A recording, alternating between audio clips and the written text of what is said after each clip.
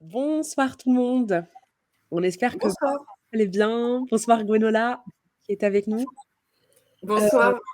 Désolée pour, les petites minutes de retard, mais on s'améliore. On s'améliore. Alors, bah, je vais commencer par, présenter Gwenola Ricordo qui est avec nous, ce soir. Rebonsoir Gwenola. Comment tu vas? Ça va bien, je suis heureuse, d'être, avec vous sur Twitch. Et nous, heureuses que tu sois là depuis le temps qu'on parle de toi. Pour ceux qui suivent depuis longtemps, je pense qu'on a dû parler des travaux de Gwenola Ricordo des dizaines et des dizaines de fois ces dernières années, et puis de l'abolitionnisme aussi. Du coup, ben, comme promis, enfin cette émission autour d'un livre qui vient de sortir et que tu as coordonné, un ouvrage collectif Et là. qui s'appelle 1312 raisons d'abolir la police. Ouais, il va apparaître de toute façon à l'écran. Donc, ouvrage collectif qui pose la question, repose la question, puisque tu l'avais déjà fait en vrai et d'autres ouvrages l'ont fait récemment en France et à l'étranger, de l'abolition de la police. Alors, pour entrer directement dans le vif du sujet et commencer par deux questions qui sont liées à la fois au choix du titre et à ta première phrase, à la première phrase du livre. En fait, 1312 raisons, beaucoup de personnes pourraient croire qu'en fait, tu listes 1312 raisons littéralement d'abolir la police. Mais en fait, 1312, c'est en référence au slogan ACAB, All cops are bastards. Tous les flics sont des bâtards.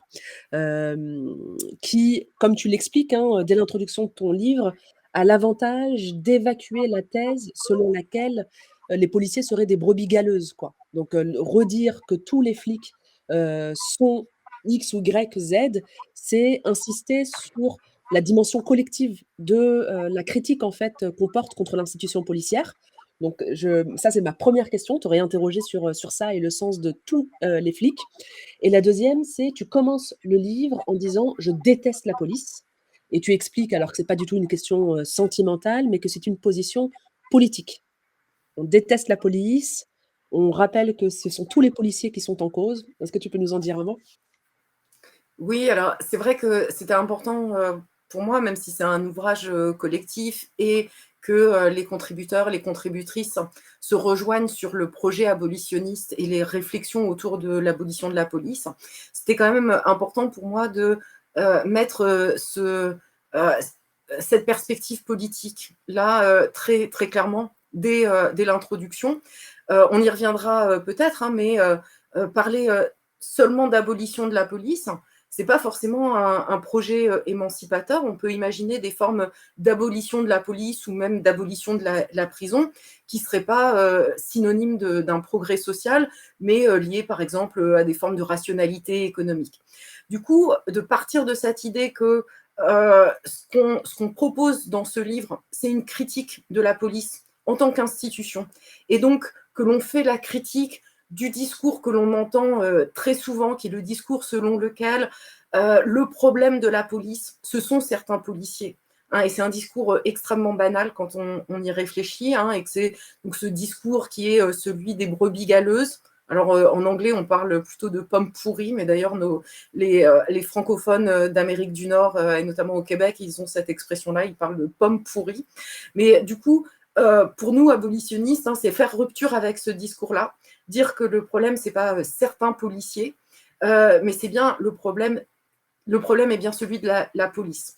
Alors, évidemment, on aura l'occasion d'y revenir, mais pour dire quand même déjà les choses très, très brièvement, dire que le problème, c'est celui de la police et pas de certains policiers, ça nous amène à notamment faire une critique des appels à la punition de certains policiers et à la mise en cause de certains policiers. C'est-à-dire que autant on peut dire qu'il peut y avoir un intérêt tactique, hein, dans les luttes, il peut y avoir un avantage à vouloir pousser à la reconnaissance de certains faits criminels de la part de policiers.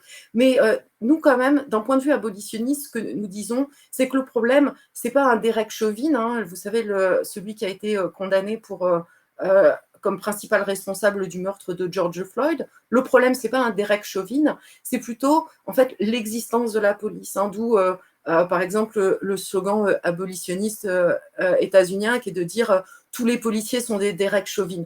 Hein, et du coup, ce qui dit quand même clairement que il faut se méfier de ce piège de la punition, de la criminalisation de certains policiers, et que là, en l'occurrence, hein, lorsqu'on fait la critique du racisme de la police, hein, c'est bien différent que de faire la critique du racisme d'un policier. Alors, ça, c'était pour répondre de façon générale à l'utilisation du slogan All cops are bastards, tous les flics sont des bâtards, et donc cette rupture avec l'idée que le problème serait seulement de quelques policiers.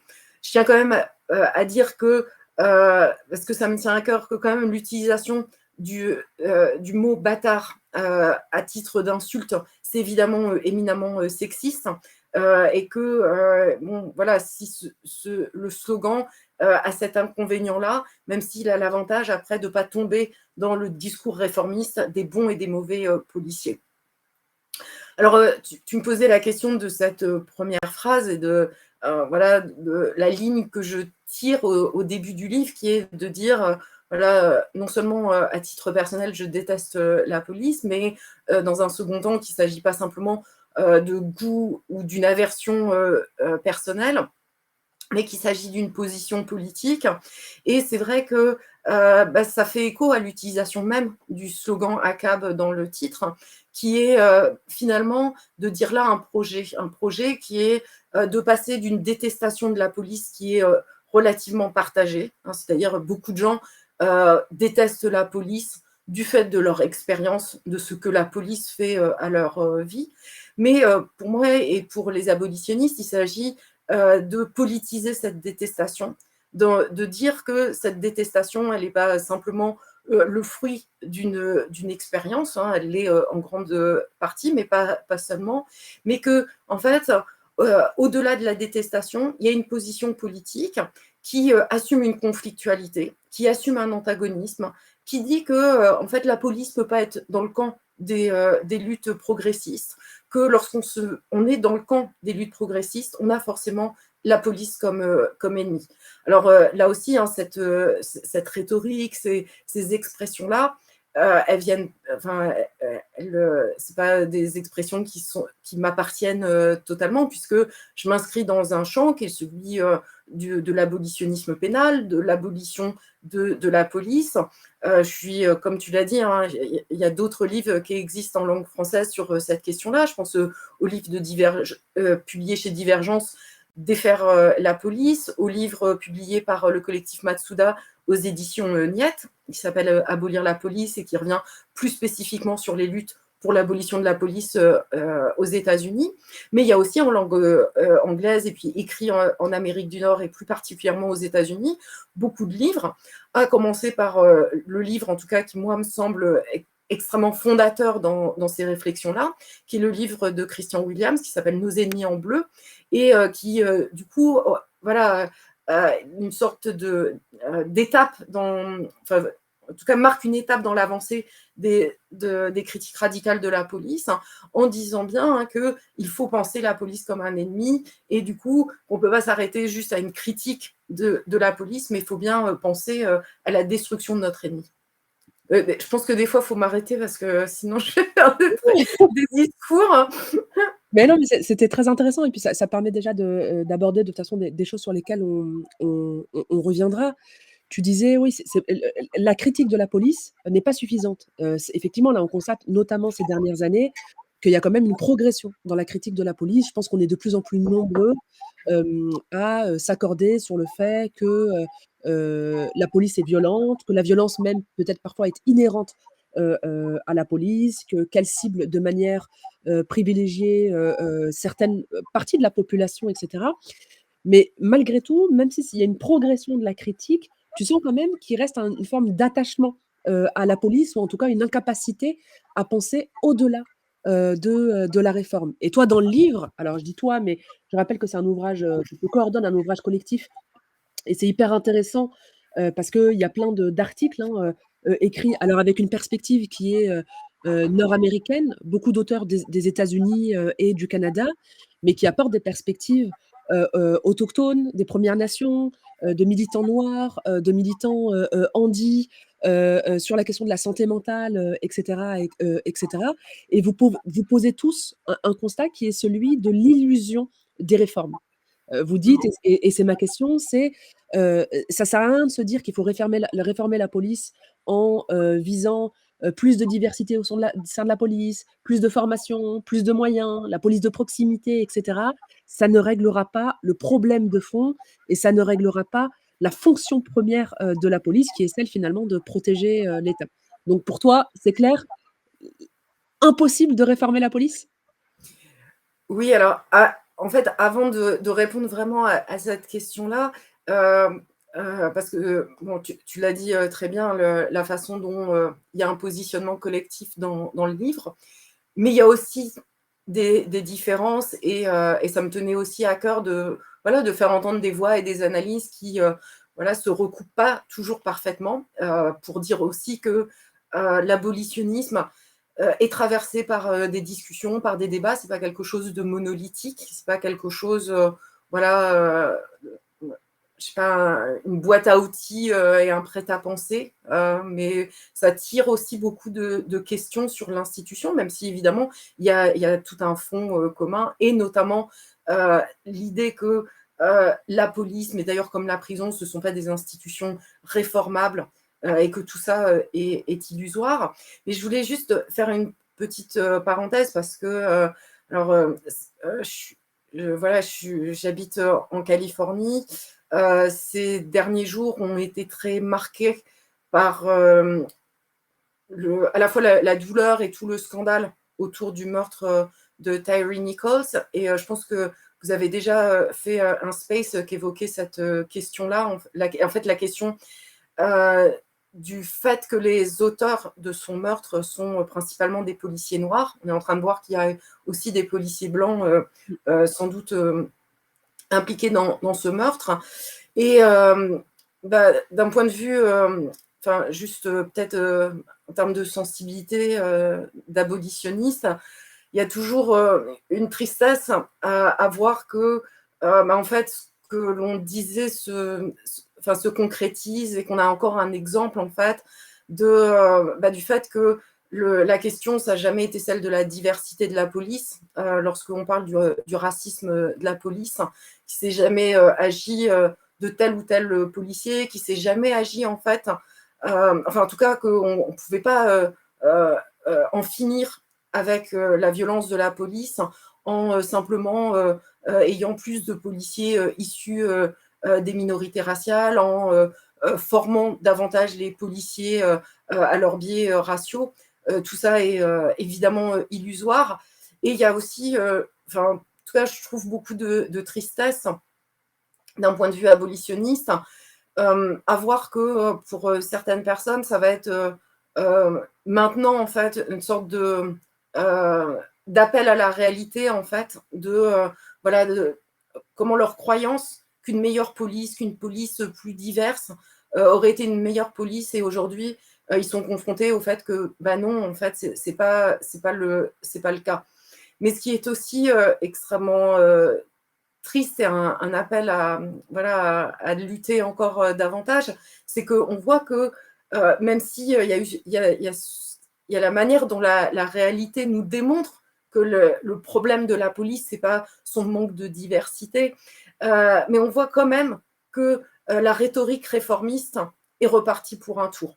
Hein, et que l'une des réponses qui a été faite par la police de Memphis, ça a été de dissoudre le corps de police qui est responsable du meurtre de Tyre Nichols. Et donc, finalement, une réponse encore habituelle de nous dire que finalement, le problème, c'est avec ce corps de police, alors que le problème, en fait, c'est celui de la police, point barre.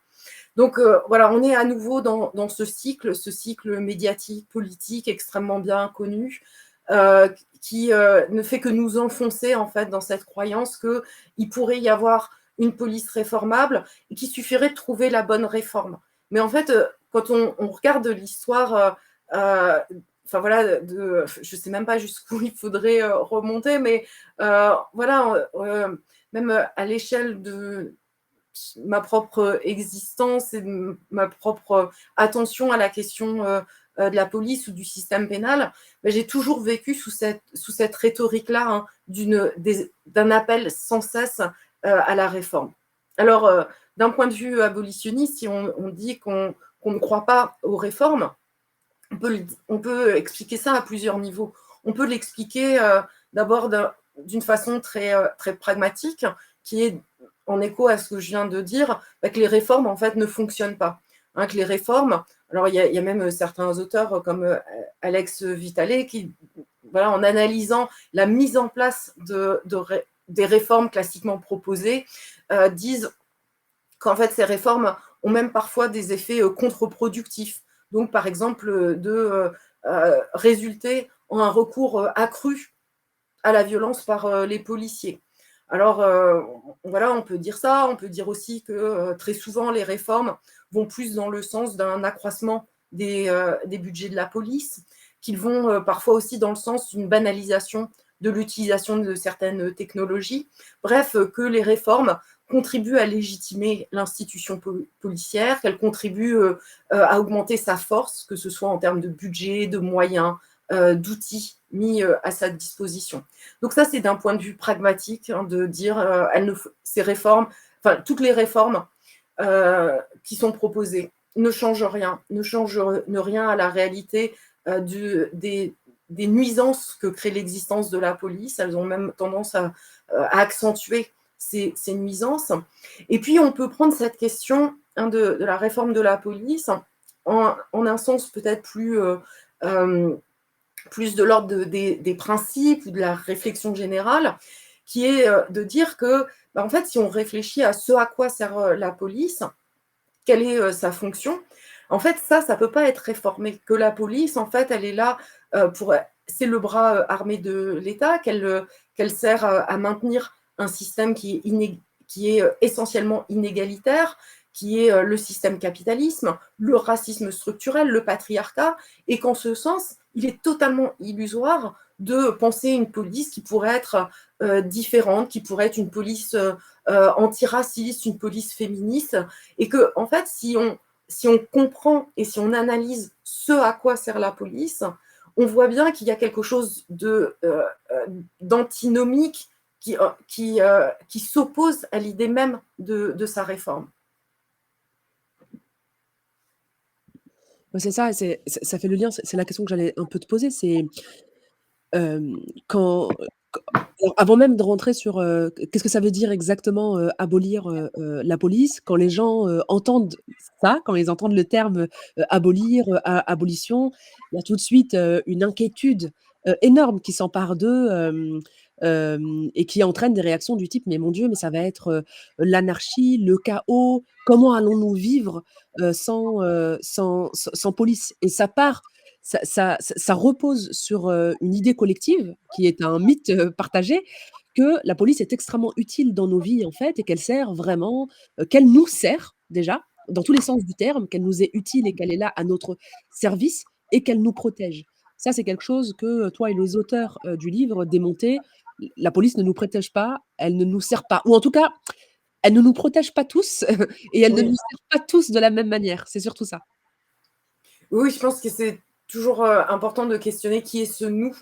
Et effectivement, on a toujours une facilité, enfin on a souvent en tout cas une facilité à dire et à reconnaître qui sont les personnes qui souffrent de l'existence de la police, ou en d'autres termes, qui sont les cibles de l'activité policière. Tout le monde peut en convenir que ce sont les pauvres, les personnes issues de l'histoire de l'immigration, de l'histoire de la colonisation, hein, qu'il y a des populations cibles des politiques pénales. Par contre, on dit beaucoup moins l'inverse, en fait. À qui le système pénal, à qui la police ou la prison profite. Et du coup, je trouve qu'il y a un intérêt à dire clairement que oui, la police, elle profite au capitalisme, elle profite au suprématisme blanc, elle profite au patriarcat. Et donc, peut-être d'avoir au moins ces deux perspectives-là, et pas simplement de parler des cibles et des victimes de l'existence de la police. En cela, je peux dire que j'ai un petit regret sur le. Je n'avais pas du tout prévu d'avouer ce regret dans la première page du livre où je dis la police ne m'a jamais été d'aucune utilité, et je pensais, voilà, à titre très individuel, mais en fait, voilà, en tant que femme blanche, et en particulier, enfin, et aussi quand je pense au fait de vivre dans une colonie de peuplement comme le sont les États-Unis, bien sûr que j'ai un intérêt à l'existence de la police, hein, en termes de positionnement de classe, de race. Il y a forcément, à titre personnel, en tout cas pour moi, des bénéfices à l'existence de la police. Je ne sais pas si c'est clair ou si si je me suis parlé qu'à moi-même. Non, non, si, c'était très clair. Et du coup, oui, donc enfin, voilà, oui, c'est très clair. C'est-à-dire qu'on sait, et c'est ce qui est souligné dans le livre, c'est que c'est vrai qu'on on a très souvent à pointer du doigt, les à définir, en fait, et à parler de qui sont les cibles de la police, et c'est vrai, à occulter plutôt le discours qui vise aussi à montrer qui sont les bénéficiaires, de l'ordre policier, raciste, patriarcal, et cetera, et cetera. Et donc ça, c'était important de le repréciser. Il y a quelque chose qui te dit aussi de très intéressant, parce qu'on parle de police, mais même ce terme-là, il faudrait le définir. Alors, pardon, je reprends juste mes notes, mais tu dis, tu dis à un moment, enfin, dans le livre, ça apparaît, hein, de manière générale, que la question du policing de la police, en fait, ne se réduit pas, on ne peut pas la réduire à l'institution policière. Ce serait comme de réduire la question de la guerre à l'armée, en fait, que c'est beaucoup plus global que ça. Et en fait, ce qui est visé quand on parle de l'abolition de la police, alors pour définir déjà le terme de police, c'est quelque chose qui dépasse, ce sont des pratiques, un mode de pensée, un mode d'intervention et de gestion de la société qui dépasse l'institution policière. Mm. Oui, oui, je pense que tu fais bien voilà, de poser cette question-là et d'amener cette clarification. Alors, c'est Marc Néoclus, voilà, qui est euh, un intellectuel critique radical, notamment autour des questions de sécurité, qui a cette expression, hein, comme quoi, voilà, réduire le policing, le maintien de l'ordre, ce qu'on entend habituellement par le travail de la police à l'institution policière, ce serait pareil que de ramener la question de la guerre à la seule institution de l'armée. Et c'est vrai que je trouve que c'est assez percutant comme formulation. Et du coup, de faire cette distinction entre l'institution et donc ce que l'on se représente habituellement, hein, le policier, donc l'uniforme, le képi, voilà, alors, enfin, l'uniforme ou en civil, etc. Mais voilà, cette représentation qu'on a là de la police, c'est vrai que c'est assez réducteur, et c'est important d'avoir ça à l'esprit, parce que, et ça rejoint déjà quelque chose qu'on a pu évoquer au tout début là, de cette discussion, c'est qu'il y a le risque d'une abolition qui ne serait pas une abolition menée par les abolitionnistes, mais menée en fait par le pouvoir, en transférant des activités de la police à d'autres corps de métier. Alors je pense en particulier donc, à ce qu'on appelle la sphère du médico-social, donc les travailleurs sociaux, des personnels de santé. Je pense aussi aux enseignants, et je le dis de façon d'autant plus détendue que je suis moi-même enseignante. Mais avoir donc à l'esprit en fait que ce que fait aujourd'hui la police peut très bien être déjà en partie fait par d'autres institutions, d'autres corps de métier, mais que ça pourrait être aussi à l'avenir quelque chose qui se développe, hein, et donc qui est un phénomène de vase communicant entre donc, ce qu'on entend aujourd'hui par police et d'autres corps de métier. C'est évidemment pas à cette abolition-là que l'on aspire, nous, abolitionnistes. C'est au contraire même de pointer du doigt aujourd'hui de quelle manière un certain nombre d'institutions font déjà en fait un travail de policier. Alors je pense aux analyses menées par des travailleurs sociaux, je pense aussi à tout ce que, alors c'est pas vraiment, c'est juste évoqué rapidement par deux auteurs, Cameron Rasmussen et Jay Kirk. Ils évoquent très rapidement la question alors dans le contexte états-unien, des services sociaux à l'enfance et leur caractère raciste et punitif à l'égard des familles noires. Et c'est vrai que là, on est sur aussi un sujet de lutte que l'on voit émerger de plus en plus dans les luttes abolitionnistes en Amérique du Nord. Comment, en fait, enfin voilà, le continuum, pour dire les choses un peu autrement, le continuum qu'il y a, donc la continuité, les formes de continuité qu'il y a entre police, prison et travail social, les services soi-disant d'aide à l'enfance. Alors voilà, qui se traduisent par le fait que les familles noires se retrouvent de manière disproportionnée privées de leurs droits parentaux, hein, avec des systèmes d'adoption qui sont à la fois racistes et puis enfin, voilà, qui visent de façon délibérée les familles noires. Alors, tout ça pour dire que il y a cet intérêt à ne pas rester, cet intérêt politique à ne pas rester sur une définition étroite de ce qu'est la police. Ça a aussi un intérêt lorsque on utilise l'expression vivre sans police. Hein, ce à quoi on peut aspirer, c'est effectivement de vivre sans police, mais pas simplement sans la police telle qu'on se la représente aujourd'hui. Et pour dire les choses en clair, le projet abolitionniste, c'est pas d'avoir des milices ou des polices communautaires, hein, en gros de s'auto-policer ou de faire le travail de la police à des échelles micro, des échelles inter-individuelles. Alors c'est aussi pour ça que j'essaie de dire clairement en conclusion que l'abolitionnisme ne peut être qu'un projet révolutionnaire, parce que s'il échappe à l'abolitionnisme cette dimension révolutionnaire, on risque d'être dans simplement la reproduction de formes de policing à d'autres échelles.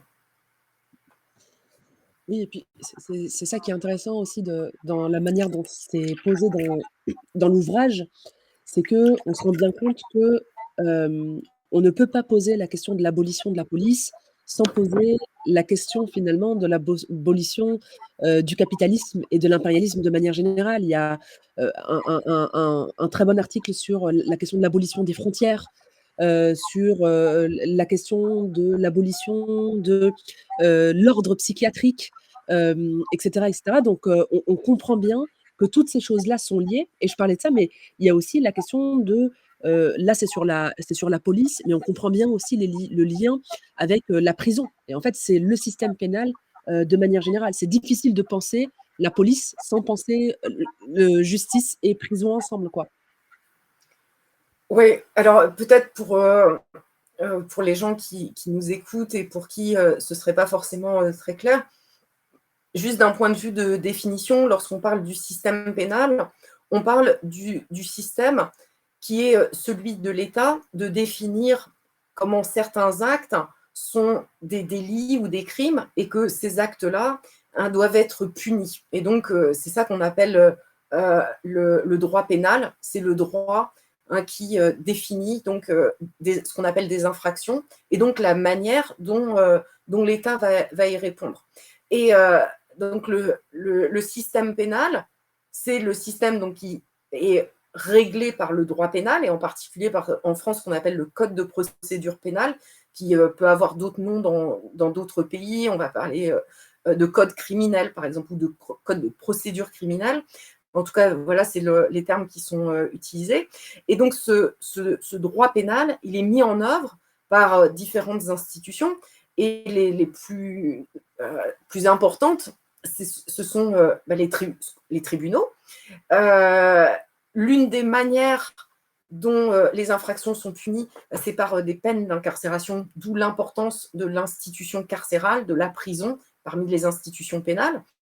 Mais quand on regarde en fait comment fonctionne le système pénal, on dit, alors là c'est une expression qui est celle de la sociologie, de la sociologie du système pénal, on dit il y a une chaîne pénale, c'est-à-dire que une personne qui est confrontée au système pénal, elle va passer par différentes institutions.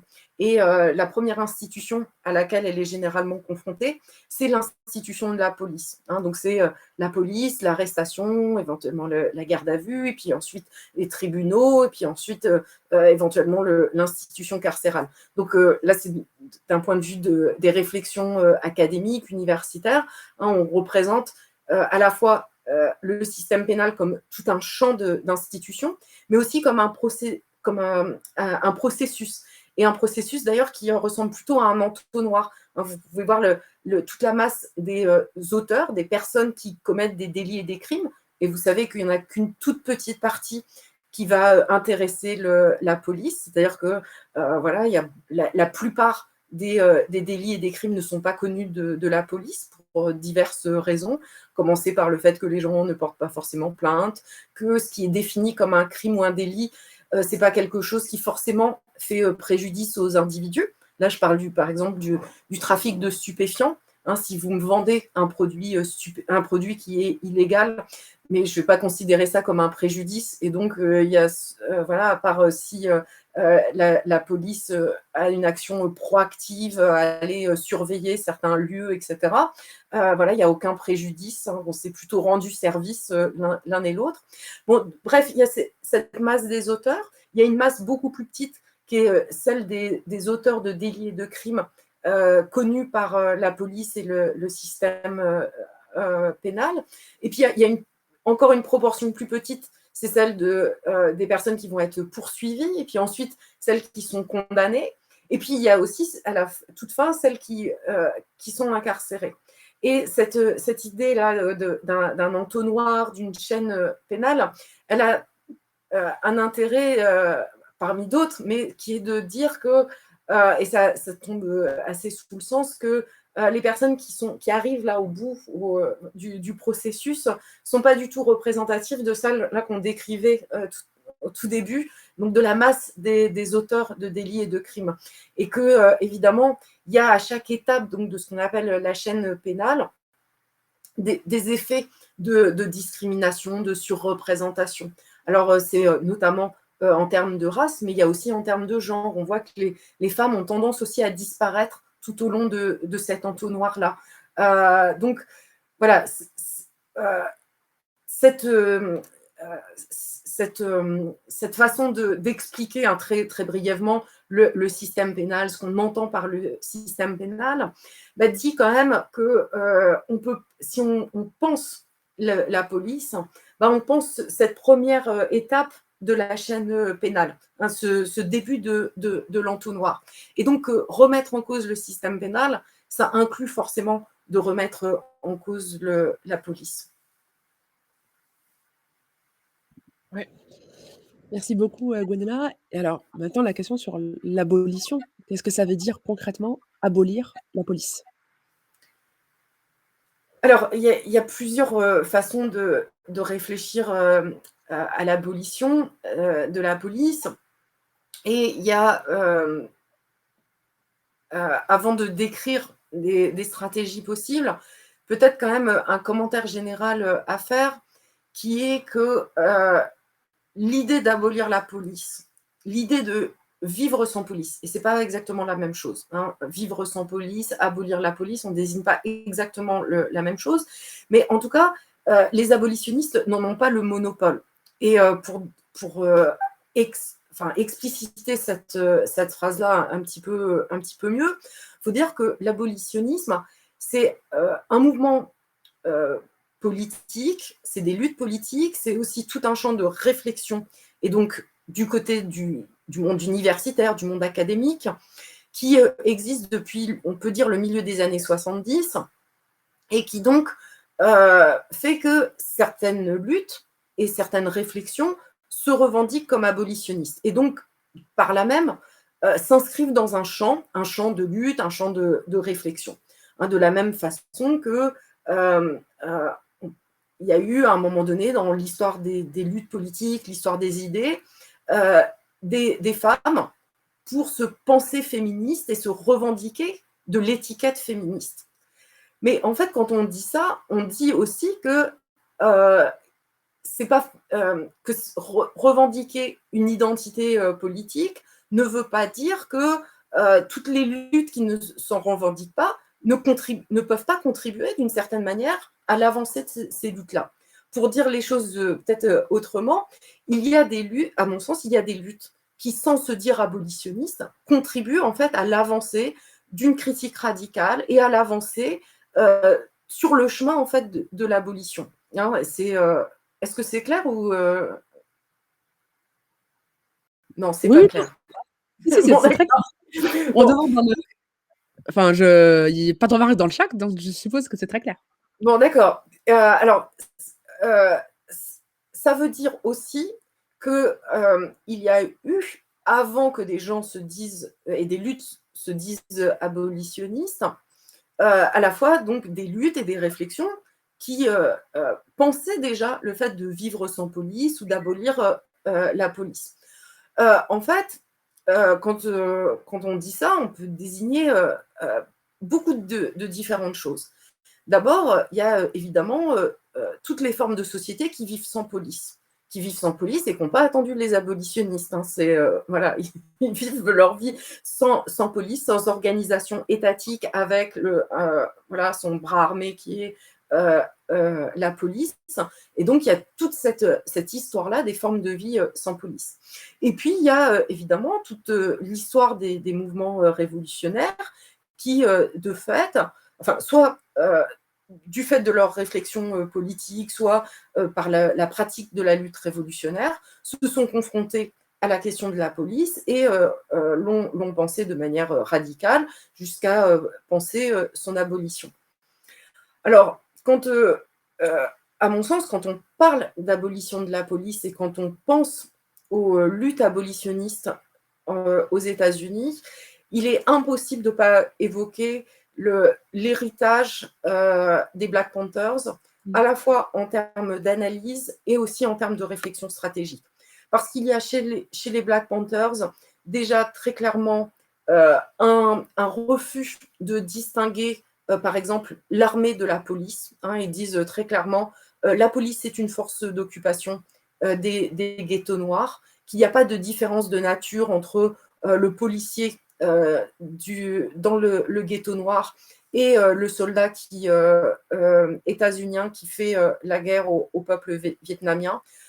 Et cette analyse-là, elle est évidemment extrêmement importante d'un point de vue anti-impérialiste, de faire le lien sur cette question-là, hein, qu'il n'y a pas une différence de nature entre la police et l'armée, c'est d'autant plus, enfin, à la fois d'un point de vue anti-impérialiste, d'un point de vue anticolonial. Enfin voilà, quand on est aux États-Unis, qu'on pense la question autochtone, quand on pense la question de la terre, c'est une évidence hein, que la police comme l'armée sont des agents de la colonisation. Bref, j'en reviens aux Black Panthers hein, qui disent à la fois voilà, la police est une force d'occupation, mais il y a aussi avec les Black Panthers le contrôle, enfin l'idée de ce qui va ensuite s'appeler le cop watching, c'est-à-dire d'aller surveiller, contrôler ce que fait la police. Alors, dans le contexte des Black Panthers, c'est un contrôle et une surveillance avec des militants, des militantes Black Panthers qui sont eux et elles armés. Mais donc ça, c'est très important de le souligner en termes de généalogie dans les pratiques militantes contre la police. Et puis, il y a aussi quelque chose qui est extrêmement intéressant avec les Black Panthers, bah, c'est l'idée, en fait, de renforcer les liens communautaires. Alors là, on est dans l'usage hein, du mot communautaire au sens états-unien, et donc il n'a pas une charge négative comme ça peut l'avoir parfois en France. Mais bon, voilà, parmi les actions connues des Black Panthers, il y avait cette organisation des petits déjeuners, notamment pour les enfants. Mais de cette idée-là, il y a quelque chose que l'on retrouve aujourd'hui dans les slogans abolitionnistes, comme créer des communautés, les communautés fortes n'ont pas besoin de police. Et donc, c'est cette idée que, en fait, il faut renforcer les liens communautaires, il faut avoir des communautés riches de liens, et que, en fait, c'est dans la pauvreté des liens ou l'absence des liens, dans le vide créé, en fait, par le délitement des liens sociaux, qu'on peut avoir l'illusion du besoin d'une police, hein, d'une police qui serait là pour nous protéger. Et du coup, j'en suis toujours pas rendue à la question des stratégies abolitionnistes, parce que j'ai fait ce détour historique. Non, pas de souci, mais du coup, si tu veux y répondre, dans le livre, tu parles de 3 saveurs de l'abolitionnisme. Je ne sais pas si c'est ça que tu allais aborder là, mais ça donne aussi une idée de ce que ça, des différentes stratégies tactiques en fait pour penser l'abolitionnisme. Oui, alors cette expression de saveur, elle est utilisée par un groupe abolitionniste des Appalaches. Donc, c'est une région des États-Unis associée à la désindustrialisation et au redneck, pour ceux et celles que ça intéresse. Bref, c'est un groupe qui s'appelle Roots Bell Abolition Radio. En fait, on pourrait dire c'est une émission anticarcérale pour reprendre nos catégories françaises. Et c'est vrai qu'ils ont écrit un texte il y a quelques années où ils décrivaient donc ce qu'ils appelaient des saveurs de l'abolitionnisme, mais à propos en fait de la prison. Et je me suis inspirée de ces catégories-là, en les appliquant notamment à la question de l'abolition de la police, parce qu'il est vrai que depuis le milieu des années 70, l'abolitionnisme a des débats autour de la stratégie, mais que ces débats-là, en fait, sont relativement récurrents et qu'on voit qu'en gros, il y a différents courants. Voilà. Et donc, c'est vrai que j'ai essayé un peu de proposer une typographie ou des grandes catégories. Alors, il faut toujours se dire que les catégories, les typographies, ça a un intérêt parce que ça permet de mieux comprendre ou ça simplifie, mais que, évidemment, dans la réalité des luttes, les choses sont souvent plus complexes et que voilà, les luttes ne rentrent pas forcément dans une catégorie définie. Alors, donc, ces 3 catégories. Je les associe à des images pour faciliter peut-être la compréhension.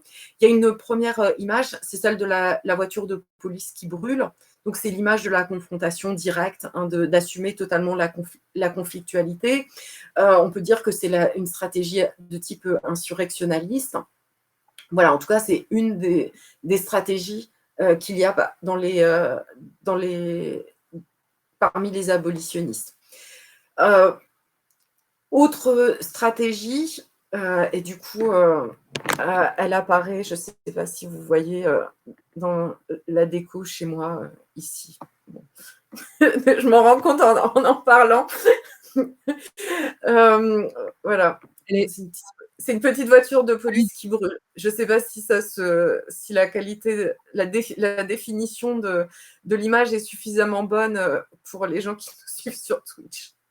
Il y a une autre stratégie qu'on peut rendre par l'image, en fait, de la voiture de police qui est à l'abandon et qui est recouverte de plantes. Et ça, c'est une image que l'on voit de plus en plus, je dois dire, ces dernières années, en tout cas aux États-Unis. Et donc, c'est l'idée, en fait, de créer des espaces qui ne recourent plus au système pénal ou à la police, et donc de rendre la police obsolète, et donc de faire des espaces ou de développer des pratiques sans police, hein, vivre sans police aujourd'hui. Et donc, c'est aussi une façon de préfigurer, d'inventer des façons de faire sans police. La troisième stratégie, c'est alors, excusez-moi, la stratégie là, avec la voiture de police recouverte de plantes, s'il faut un mot-clé, on peut parler d'abandon, hein, abandonner voilà, le système pénal, abandonner la police. La troisième image, alors, elle est beaucoup plus rare dans les matériaux militants, mais c'est celui du démontage de la voiture de police, donc c'est-à-dire de prendre certaines parties de la police ou de la voiture de police jusqu'à ce qu'elle ne fonctionne plus. Et cette image-là, même si elle est rare, elle correspond en fait à la stratégie qui est la plus souvent mise en avant par les mouvements abolitionnistes. Ça ne veut pas dire que c'est forcément la mienne, hein, mais c'est celle voilà, qui, depuis les années 70, est largement reprise par bon nombre de courants abolitionnistes. C'est l'idée, en fait, de promouvoir ce qui va être appelé des réformes non réformistes, des réformes abolitionnistes.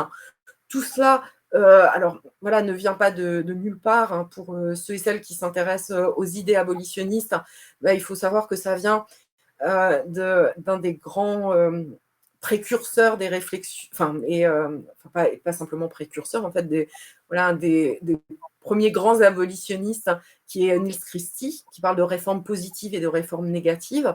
Donc voilà, tout ça voilà, fait partie de l'histoire des réflexions stratégiques abolitionnistes.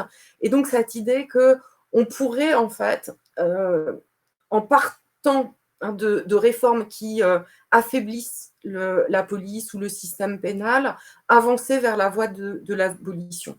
Alors, en termes savants, on parle d'une perspective procédurale. En termes plus simples, moi je dis le démontage. Et donc, vous voyez 3 images, la destruction, l'abandon et le démontage. Il faut aussi dire que c'est, enfin tout à l'heure je disais que c'était sans doute la stratégie qui était aujourd'hui la plus popularisée, et c'est celle dont sans doute beaucoup d'entre vous ont entendu parler, puisque vous avez très certainement entendu parler du slogan de définancement de la police, Defund. Et en fait, ce slogan-là, définancement, Defund, c'est une tactique qui s'inscrit en fait exactement dans cette stratégie que je décrivais, hein, cette troisième stratégie. Elle est plus clairement énoncée avec un slogan en 3 temps qui est Disempower, donc on peut dire affaiblissement, donc Disempower, affaiblissement, désarmement, donc Disarm, et ensuite Dismantle, donc démantèlement. Ce slogan-là, donc affaiblissement, désarmement, démantèlement, donc encore une fois, sans doute, qui a été pas mal popularisé ces dernières années aux États-Unis. Si vous voyez la première phase du slogan, affaiblissement, l'affaiblissement, il passe par beaucoup de tactiques, dont la tactique du définancement, donc de réduire les budgets de la police. Mais ce n'est évidemment pas le seul moyen d'affaiblir la police, hein. Il s'agit aussi d'appeler à mettre fin au recrutement de nouveaux policiers, réduire les effectifs, réduire, fermer les commissariats, etc., etc. Mais c'est vrai qu'il y a eu cette très grande popularité du slogan des financements, donc dans le sillage de Black Lives Matter et du meurtre de George Floyd, ce qui évidemment pose pas mal de questions, hein, de pourquoi le succès de ce slogan abolitionniste, qui n'est en fait qu'une tactique abolitionniste, enfin qui ne rend compte que d'une tactique abolitionniste. Et ce qu'on peut quand même déjà dire, c'est que si le définancement, ça peut s'inscrire dans une stratégie abolitionniste, il y a évidemment des personnes ou des groupes qui peuvent adhérer au projet de définancement, mais sans pour autant être abolitionnistes, hein. C'est le définancement et l'affaiblissement de la police peut contribuer à l'abolitionnisme, mais ce n'est pas forcément par le définancement qu'on y aboutira. D'accord. Et enfin, Je m'arrête parce que des fois, je me dis que je parle vraiment trop longtemps et je ne Non, sais non, pas, mais il y a peut-être des retours, des questions. Bah, pour l'instant, c'est pas du tout clair. C'est un peu l'effet d'être, je suis chez ouais. moi, puis j'ai l'impression de faire des grands discours et je me dis: Non, «Bon». non. Non, non, t'inquiète, je t'aurais dit, n'hésitez pas, dans le chat si vous avez, des questions, des remarques et cetera. C'est le moment. Mais c'est juste, donc ça, c'était enfin, c'est les tactiques, en fait, et les différentes stratégies, du mouvement des mouvements abolitionnistes, quoi, du mouvement abolitionniste. Mais du coup, si on devait prendre un exemple concret de ce que pourrait être, en fait, tu vois très clairement des espaces sans police. Parce que c'était un peu une des questions qui a été posée, c'est que je pense que ça, c'est pas concret, en fait, pour les gens, mais ça part aussi de ce qu'on croit que la police fait. Or, comme c'est expliqué dans le bouquin, en fait, on pense que la police résout des crimes, euh, résout les problèmes, en fait, entre les gens, empêche même, prévient, en fait, finalement, la criminalité, alors que c'est pas du tout le cas, que c'est pas son activité principale, qu'elle intervient très souvent après que les crimes soient commis, comment dire, qu'elle Elle les résume mal. contribue. Oui, elle les résout mal. Elle les contribue, aussi, hein, d'une certaine manière, elle contribue à l'insécurité, au crime et cetera, et finalement, là où elle est beaucoup appelée, c'est par exemple pour, résoudre, des conflits entre, voisins ou des conflits, familiaux. Donc typiquement, penser, une société sans police, sans policing au sens, général, dans ce cas-là, qu'est-ce que ça donnerait? Mmh. Oui, alors tu fais bien de rappeler tout ça parce que, c'est souvent assez vertigineux, voilà, pour, les personnes qui connaissent pas même le champ des études scientifiques, en fait, sur ce que fait la police. C'est très, contre-intuitif parce qu'il faut quand même, se dire qu'on baigne dans une propagande, pro-police, hein. Il suffit de penser, au fait que, par exemple, le film policier, le livre policier, c'est un genre en soi. En fait, c'est, voilà, un genre parmi d'autres et que, ce genre-là, voilà, le film policier, le livre policier, est basé sur l'idée que, derrière, que la police est là pour, élucider un mystère, hein, et en fait, on est sans arrêt, baigné dans ce mythe-là, hein, d'une police qui, servirait à élucider des délits et des crimes et puis, à combattre, la criminalité, la délinquance. Et moi j'aime bien, quand je dis aux gens, la police n'a pas d'effet sur le crime ou la délinquance. Je sais que souvent ça choque, voilà, c'est contre-intuitif. Et ensuite, je leur dis, mais en fait, si vous oubliez cette phrase-là et le caractère provocateur que ça peut vous sembler avoir, et si je vous dis que le crime, la délinquance, en tout cas ce qu'on entend aujourd'hui par crime et délinquance, en fait, hein, c'est le résultat de facteurs économiques, de l'organisation sociale. En fait, quand je vous dis ça, vous trouvez que c'est relativement banal de dire ça, que c'est une forme d'évidence. Et en fait, je dis exactement la même chose, sauf que en fait, c'est juste dit d'une autre manière. Et en fait, voilà, on sait que, enfin, et là, je renvoie vraiment à des travaux scientifiques là-dessus, que en fait, mais même les forces de police en conviennent, euh, on ne sait pas avec la police lutter contre le niveau, donc encore une fois, de ce qui est appelé aujourd'hui les délits et les crimes. Ce que l'on sait faire, c'est faire du chiffre. Ça, oui, on sait créer des arrestations, par exemple. On sait évidemment arrêter des personnes qui participent au trafic de produits stupéfiants. Ça, on sait le faire. Et donc, on sait augmenter de façon artificielle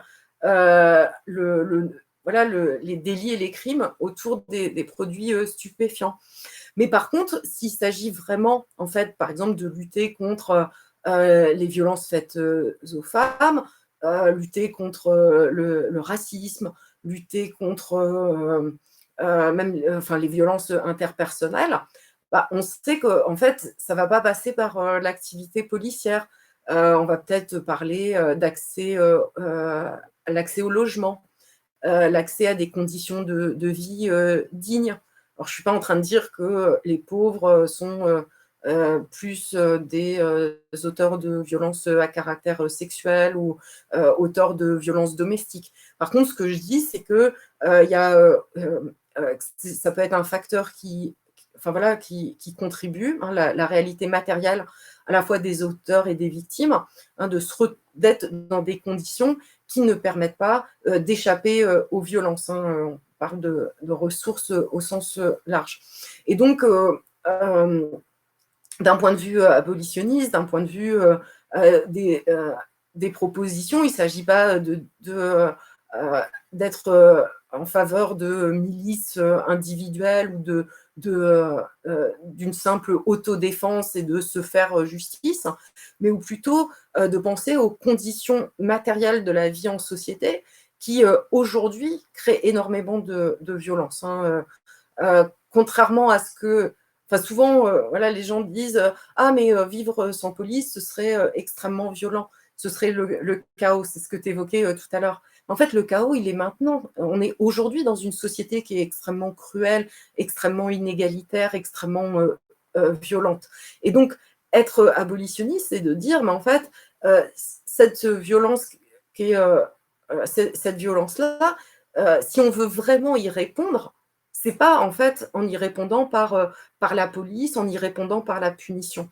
Alors on dit souvent, les abolitionnistes disent souvent, il y a plein de formulations pour dire ça, hein, mais que la punition, la prison, c'est une réponse simpliste, c'est une réponse extrêmement feignante intellectuellement au regard en fait de la complexité des problèmes auxquels on veut s'attaquer. Et c'est vrai que si on pense par exemple aux violences à caractère sexuel, c'est extrêmement simpliste de penser que c'est en punissant certains hommes que l'on viendra à bout du patriarcat. Donc, voilà, je voulais déjà dire ça, hein, d'un point de vue abolitionniste, hein, bah, on pense les conditions sociales qui rendent possible euh, voilà, certains types de préjudices, certains torts.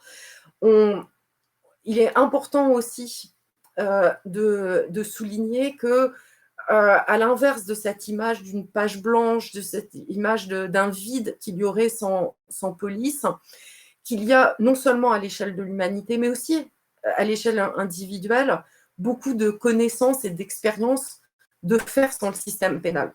C'est-à-dire que déjà aujourd'hui, si on pense aux préjudices, alors à la fois les préjudices que l'on a pu subir, mais aussi les préjudices dont on peut être l'auteur, en fait, il y a plein enfin, la plupart du temps, ce n'est pas traité par le système pénal.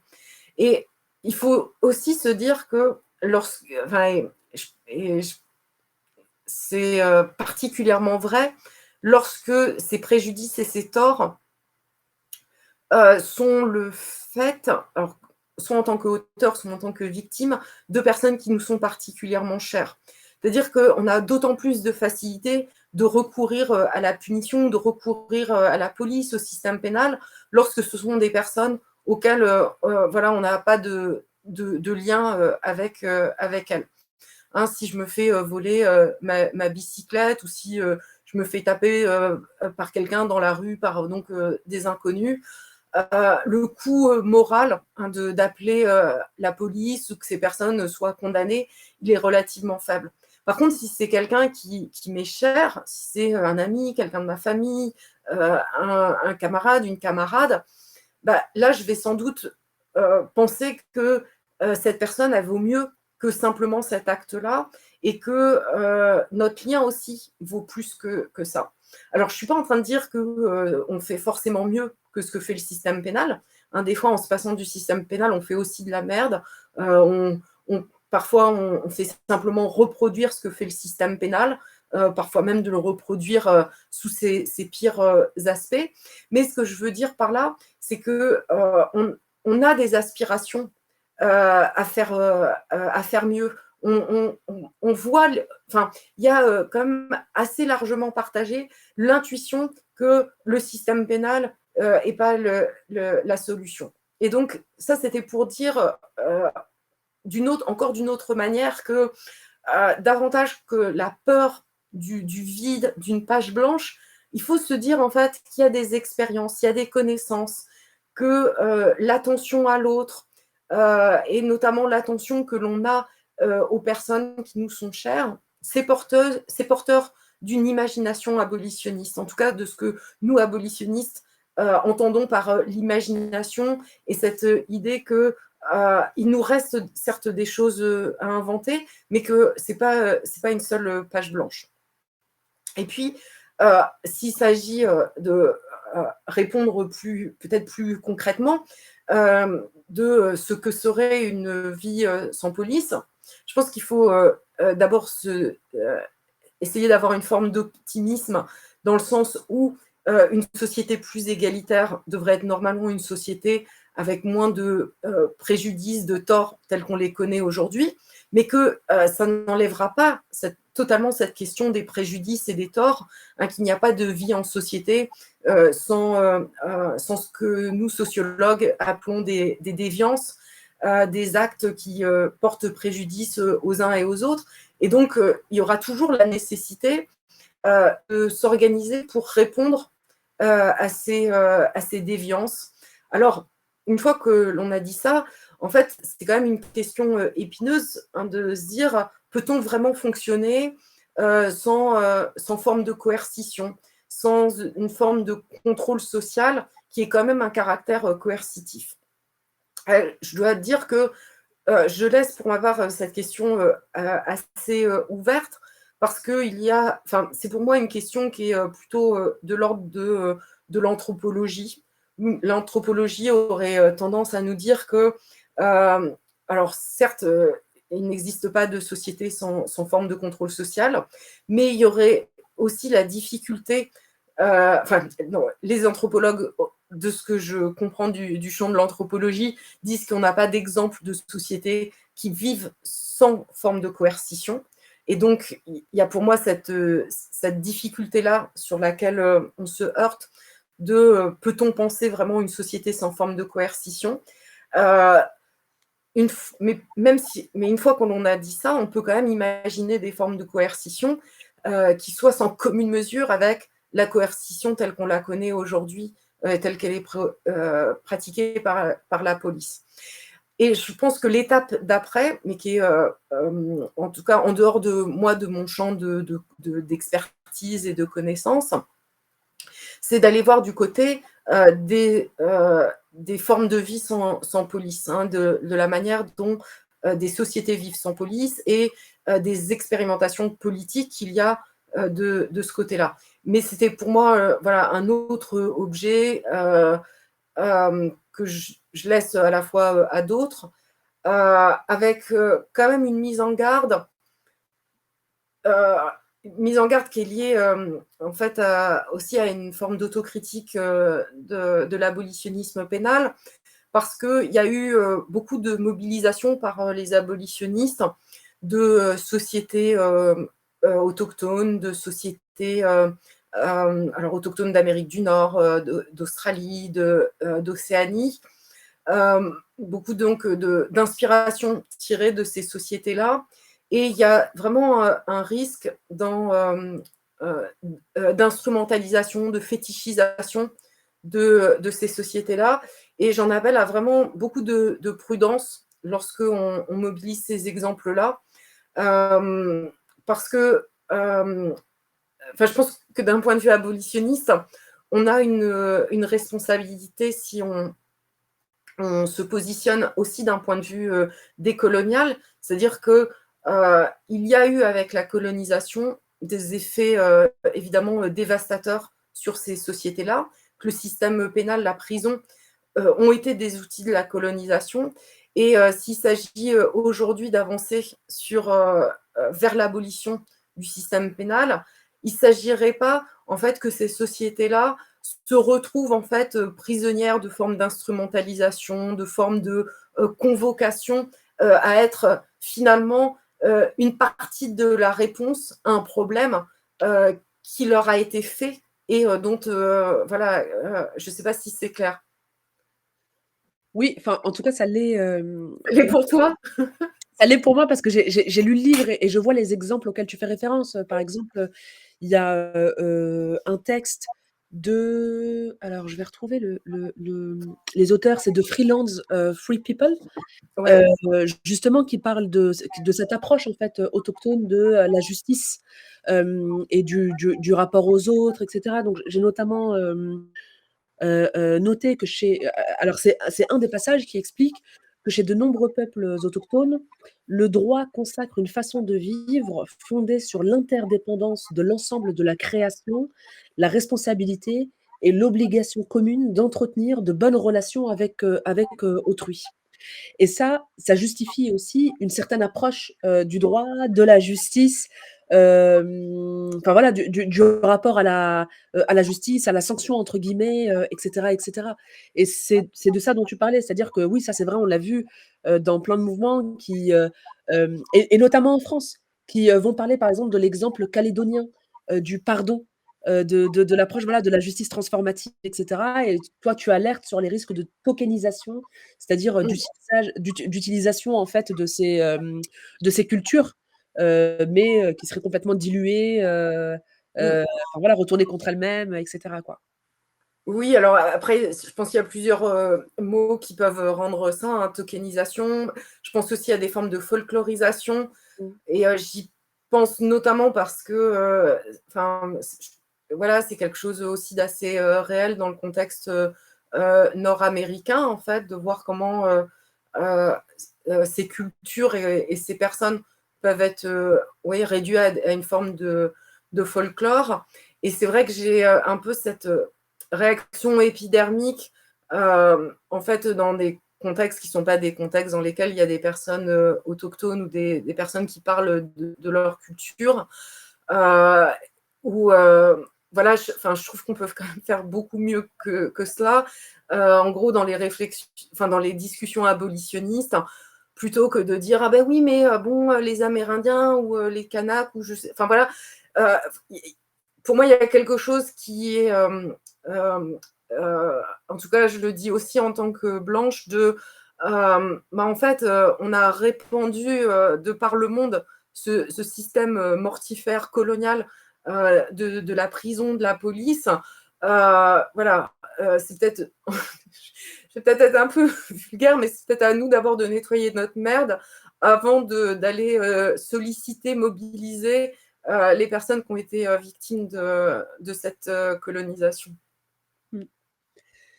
Et juste ouais, compréhensible. Et juste pour rebondir sur ce que tu disais, on sent bien que, enfin la pensée abolitionniste, elle va de pair aussi avec une remise, en cause ou en question, en tout cas, totale aussi des fondements de nos sociétés, quoi. Que ça demande un travail aussi de ouais, enfin de remise en cause, totale puisque, c'est finalement tout qu'il faut réinterroger.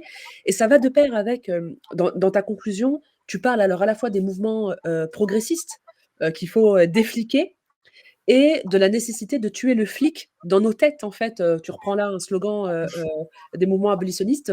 Et c'est ça, c'est qu'on a l'impression que, l'idéologie policière, finalement, elle s'est, distillée, partout. Alors chez nous individuellement, mais aussi dans les mouvements de gauche, dans les mouvements antiracistes, dans les mouvements d'émancipation, quoi, de manière, générale. Et qu'il y a une tendance quand même, ou bien au flicage, enfin voilà, à des approches de flicage qui peuvent prendre des formes complètement, différentes. Mais, ça aussi, il faut s'en défaire.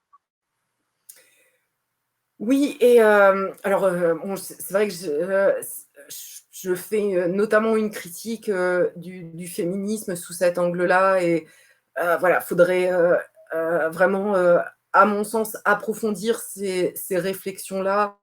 Hem, voilà, c'était un livre collectif, je ne pouvais pas non plus, voilà, prendre trop d'espace sur, voilà, sur des aspects qui me tiennent, particulièrement, à cœur. Mais je pense qu'il y a vraiment une lutte à mener, dans ce qu'on pourrait appeler, les luttes progressistes, la gauche. Une lutte à mener en termes de, réflexion sur ce à quoi sert la police, pour en finir en fait avec cette illusion-là qui est quand même extrêmement répandue que finalement la police dysfonctionne, qu'on pourrait avoir une meilleure police, etc. Il y a vraiment, à mon sens, et à mon grand effroi, je dois dire, un manque quand même assez général de réflexion sur la police en termes de classe, en termes de race, et que ce manque de réflexion amène assez inévitablement des positions réformistes, hein, ou à toute cette idée qu'on pourrait avoir une meilleure police.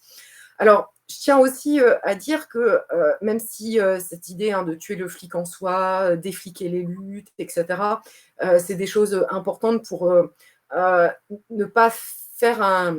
Enfin voilà, que le piège réformiste ne se referme pas sur l'abolitionnisme, hein, c'est-à-dire que finalement, on est une abolition, mais finalement, des formes de flicage au niveau des communautés, au niveau des groupes individuels, ce phénomène des vases communicants que j'évoquais plus tard. Donc, je pense que c'est important de garder ça à l'esprit.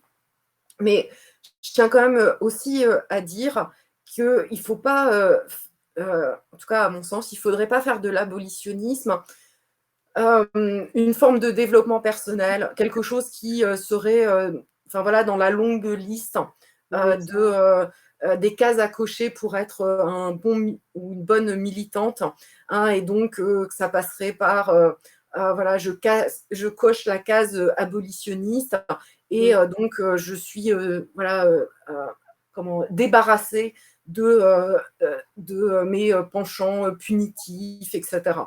Je dis ça parce que, alors évidemment, hein, d'être militant, militante, c'est aussi avoir un devoir d'avancer dans ses réflexions, dans ses pratiques. Voilà, je ne suis pas en train de dire il faut faire n'importe quoi et se complaire dans la fange. Mais ce que je veux dire, c'est que l'émancipation, enfin, ce que je vais dire est assez banal, hein, mais c'est l'émancipation, c'est d'abord quelque chose de collectif. Et qu'il y a, en tout cas en Amérique du Nord, aujourd'hui quand même, des formes d'abolitionnisme que l'on peut voir qui vont plutôt quand même du côté de l'ordre du développement personnel, d'une sorte de code de bonne conduite, et de finalement comment ça pourrait devenir les moyens à titre individuel de se passer de la police. Et au même titre que de se passer du système pénal, ça peut aller avec des formes de privilèges, hein. Ça peut aller avec le privilège d'avoir suffisamment de ressources, alors je parle là des ressources au sens large, pour ne pas avoir besoin de porter plainte, parce qu'on a suffisamment de ressources pour que, par exemple, en tant que victime, on ait des réponses à nos besoins. Je dis ça parce que ça me tient à cœur de dire que les victimes se défendent de la manière dont elles peuvent se défendre, et que de recourir au système pénal comme de recourir à la police en particulier, en fait, c'est juste l'expression d'un échec collectif, hein, de la façon dont on n'a pas pu collectivement faire autrement, hein, que d'avoir cette réponse-là, et que du coup, enfin, voilà, il ne s'agit pas de faire une nouvelle injonction aux victimes qui serait, par exemple, il ne faut pas porter plainte, point barre. Pour moi, il s'agit plutôt de, quand je dis il faut défliquer les luttes, il faut rompre avec les analyses qui sont généralement faites de la police et du système pénal. Il faut rompre donc avec ces analyses-là. Et puis, il faut rompre avec l'idée que le système pénal et la police pourraient être des alliés dans nos luttes. Et donc, le mythe d'une police qui pourrait être une police non raciste, voire antiraciste, d'une police qui pourrait lutter contre le patriarcat, d'une police qui pourrait être féministe. Et en fait, si on y réfléchit bien, ces mythes-là, ils sont déjà extrêmement avancés. Ils sont avancés au point où enfin voilà, on a des espaces safe dans les commissariats, soi-disant. On a voilà, déjà voilà, tous les éléments de propagande qui sont mis en place pour essayer de nous faire croire que la police pourrait être du côté des luttes progressistes. Ouais, et il y a quelqu'un dans le chat justement qui utilisait le terme, copaganda, Mmh. pour, justement pour évoquer, cette propagande qu'on retrouve partout en fait, de notre plus tendre enfance, à l'âge adulte, dans les dessins animés, dans les films, dans les séries et qui, nous pousse aussi à adopter cette, idéologie de, la police pour, nous servir, la police qui est là pour, protéger, la police qui est extrêmement utile et sans laquelle ce serait le chaos. Et d'abord, il y avait une question sur ça. Alors attends, il faut juste que je la retrouve, justement sur ce que pensent les abolitionnistes, des œuvres jeunesse comme Pat' Patrouille, le chien, policier. Je sais pas si tu connais le dessin animé? Oui, oui, oui, je connais. Ouais. Est-ce que c'est dans les radars? Est-ce que c'est à contrer frontalement? Est-ce qu'on doit produire nos propres contenus abolitionnistes pour les enfants? Est-ce que voilà, est-ce qu'il faut produire, aussi, enfin, tu vois, enfin, des productions quoi, culturelles, qui, iraient à l'encontre de cette, idéologie-là? Ouais, alors, Pat' Patrouille est bien connu de mes services et j'encourage les gens qui ont des enfants dans leur, entourage à leur demander, même à un très jeune âge, combien de dessins animés ils connaissent avec des policiers. Vous risquez d'être, effarés du nombre, de dessins animés qu'ils vont connaître, avec des policiers. Alors même si vous avez, je dis ça parce que j'ai fait le test autour de moi, même si vous avez l'impression en fait que, par exemple chez vous, ils ne regardent pas ça, vous allez voir en fait que quand même beaucoup d'enfants, voilà, sont très perméables à tous ces personnages de policiers qui sont, très fréquents, dans les productions destinées, aux enfants. Et d'ailleurs, enfin, faut pas se leurrer, quand on voit, aussi ce que, enfin voilà, le travail de communication de la police, ça se fait aussi, beaucoup, à destination des enfants, avec des interventions dans les classes, on voit aussi beaucoup d'utilisation, des animaux, des chiens notamment, dans la propagande policière. C'est pas par hasard, hein, parce que voilà, un chien, c'est sympa et cetera. D'ailleurs, c'est un de mes dadas, hein, voilà, aussi de remettre en cause, l'utilisation des animaux par, la police. Mais parenthèse, à part, je pense qu'il y a une, grande nécessité pour les abolitionnistes de produire, nos propres, supports pour les enfants. C'est d'ailleurs quelque chose auquel, j'aimerais moi-même, travailler, mais bon, ça fait quelques années que je le dis. Mais, oui, il y a en langue française très peu de choses et si vous me donnez un instant, je vais vous montrer quelques petites choses parce que j'ai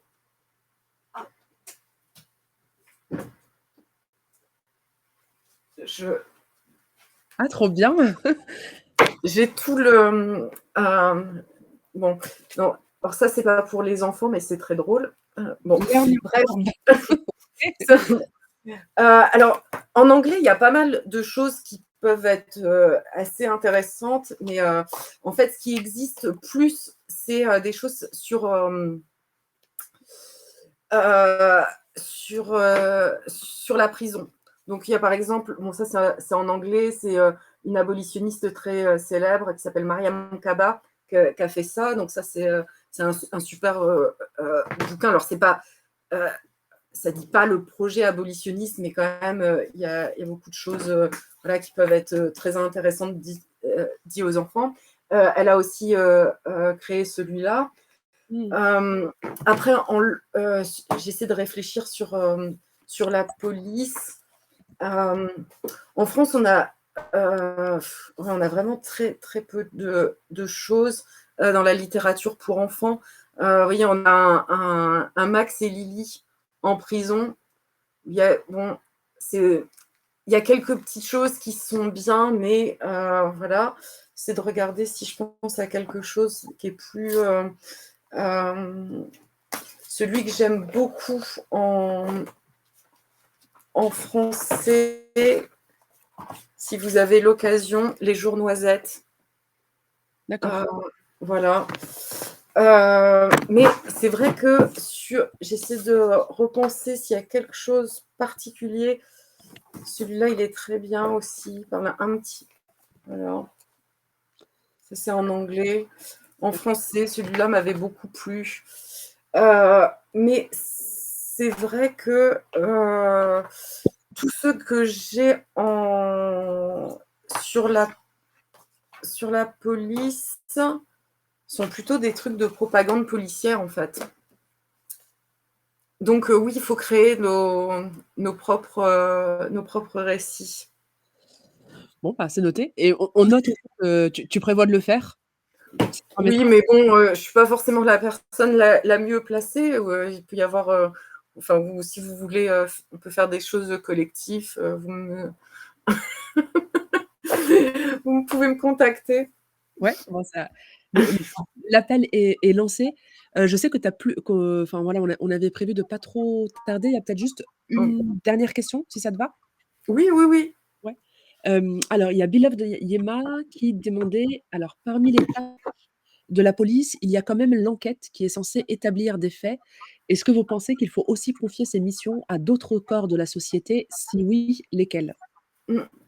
Alors, là, c'est la question, en fait, de la vérité, et on peut, je pense, se reconnaître assez, largement que, les victimes ont besoin de vérité, et donc, hem, il est difficile de remettre totalement en cause, une activité sociale qui serait celle, en fait, de la recherche de la vérité.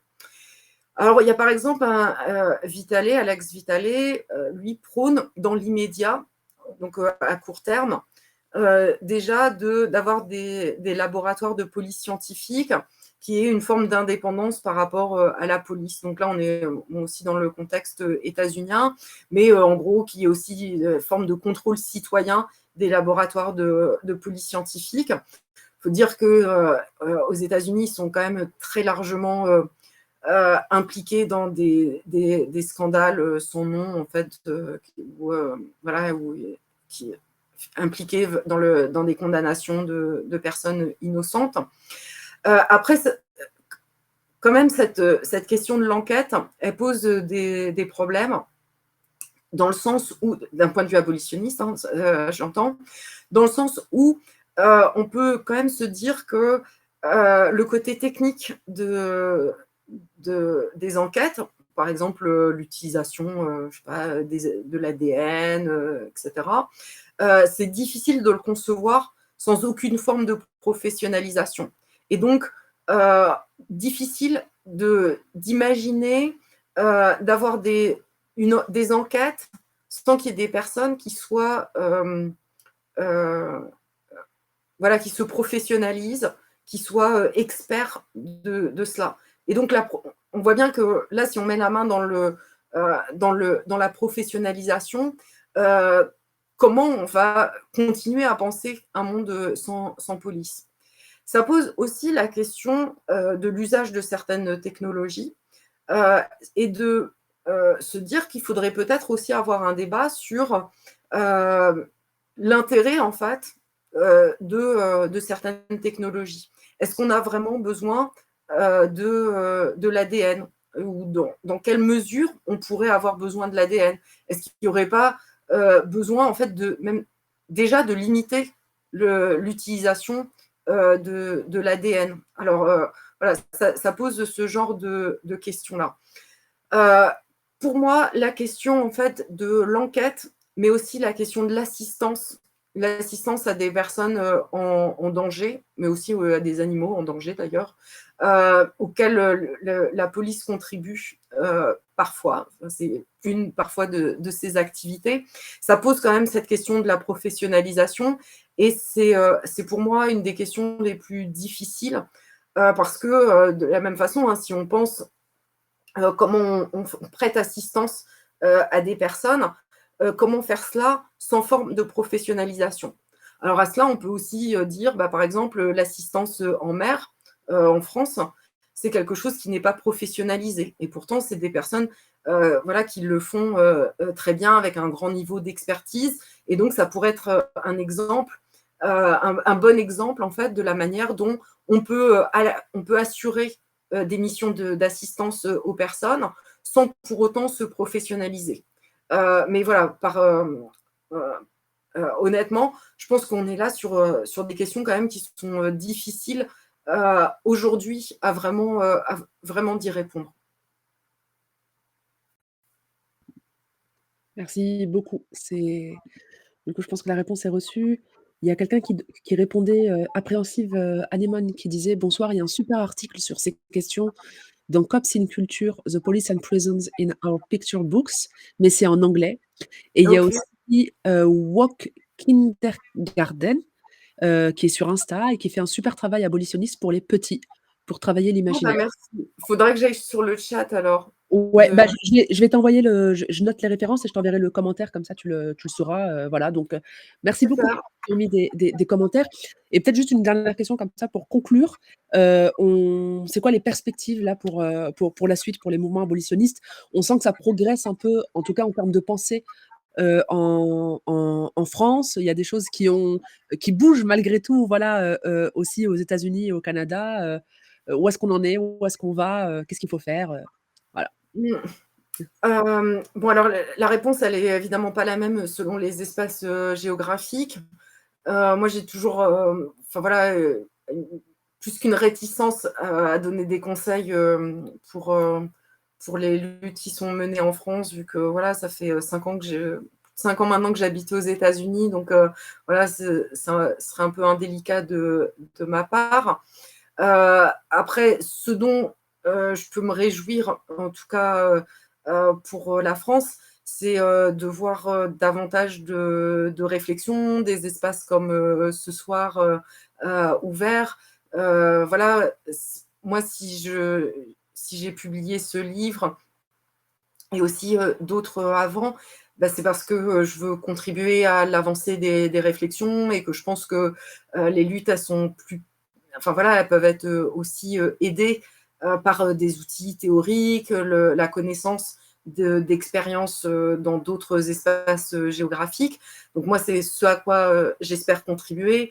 Et du coup, bah, enfin voilà, voir qu'il y a des débats autour de l'idée de l'abolition de la police et des débats critiques, hein, parce que pour moi, il ne s'agit pas voilà, de vendre une idée et puis c'est simple. Non, c'est extrêmement compliqué parce que tu l'as dit, quand on tire le fil de la police, bah, on tire un fil qui fait s'écouler le reste.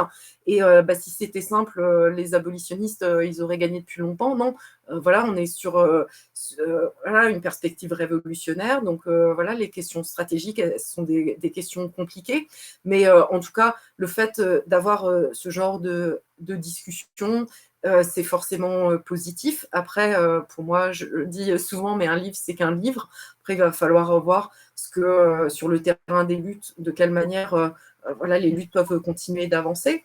Après, dans le contexte états-unien, je suis évidemment pas très optimiste parce que voilà, aux États-Unis comme en France, on est face voilà, des États, des États qui sont très forts, des institutions policières qui sont très fortes, et on est pris évidemment dans ce cycle scandale, réforme, retour au statu quo.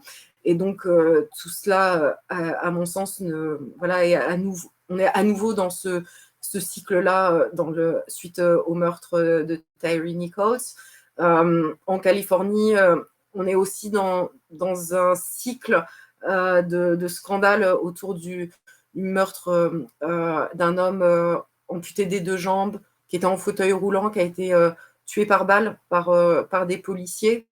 Donc voilà, je dois dire qu'à titre personnel et vivant aux États-Unis, on a l'impression d'être dans un peu l'image de l'essoreuse dans une machine à laver où ça, voilà, c'est sans fin. Hein, on a sans arrêt voilà, des scandales et puis le rouleau compresseur du réformisme qui va nous dire regardez, les policiers, ils ont été arrêtés, regardez, les policiers, ils ont été condamnés, etc. Mais en fait, voilà, la police a tué en 2022 plus qu'elle n'a tué en 2020, l'année du meurtre de George Floyd. Et donc, ce qu'on peut espérer, c'est que ces morts-là continuent de persuader ceux qui doivent être, enfin, ceux qu'il faut encore gagner à la lutte contre la police, que les réformes n'ont servi à rien et qu'elles ne serviront à rien. OK. Désolée pour Non, mais cette chute un peu, voilà, un peu désabusée, mais ou oui c'est et difficile de ne pas être désabusé, en fait, voilà, lorsque, hem, bah, il y a ces événements dramatiques, en fait, qui, reviennent, sans qu'on puisse enfin, on peut même pas être surpris. Enfin, pour moi, c'est indécent aujourd'hui d'être, surpris d'un meurtre policier. mmh, Enfin, c'est indécent parce que ça prouve un refus de de comprendre ce à quoi la police sert. on est d'accord. Mais du coup, mais enfin, comme tu dis, c'est on a l'habitude de dire ici, de citer, un feu militant, des Black Panthers qui disait, «La victoire est dans la lutte et seulement dans la lutte» et donc ça nous oblige, quoi et d'ailleurs, c'est par ça que finit, le livre et la conclusion, c'est que ces morts-là, aussi nous obligent, en fait et ils nous obligent à lutter, collectivement et à penser les champs des possibles, quoi. Donc Mmh. voilà, la seule voie. Ben, Mmh. on va te libérer, Gwenella, parce que je sais que tu dois partir. Donc, Ouais.